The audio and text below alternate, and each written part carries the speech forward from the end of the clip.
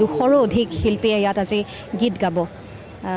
300ৰো অধিক শিল্পী ইতিমধ্যে এই অনুষ্ঠানটোৰ সৈতে জড়িত হৈছে আৰু সকলোৰে প্ৰচেষ্টাত এই আজিৰ আয়োজন কৰা হৈছে জুবিনদাৰ গীতেৰে জুবিনদাক শ্ৰদ্ধা জনাম আৰু জুবিনদাৰ গোটেই সত্তাটোক আমি আচলতে আজি উদযাপন কৰিম আৰু ইয়াত উপস্থিত হৈছেহি ৰাইজসকল আৰু খন্তেক সময়ৰ পিছতে আমাৰ অনুষ্ঠানসমূহ আৰম্ভ হ'ব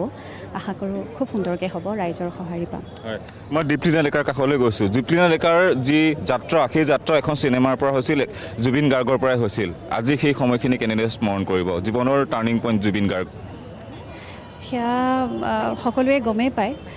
নিশ্চিতভাৱে এইটো মই ক'ব পাৰোঁ যে তেখেতে আচলতে মোৰ জীৱনটো সলাই পেলাইছিলে তেখেতৰ গাইডেন্সে মোৰ গোটেই জীৱন পথ সলনি হৈ গৈছিল আৰু আজি কোনোবাখিনিত অনুভৱ কৰিছোঁ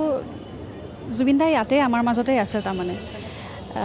আজি সকলো অসমৰ কণ্ঠশিল্পী সকলো কণ্ঠশিল্পী আহিছে 200-300ৰো অধিক কণ্ঠশিল্পীয়ে পৰিৱেশন কৰিব এটা বেলেগ ধৰণৰ পৰিৱেশ তাৰমানে আগত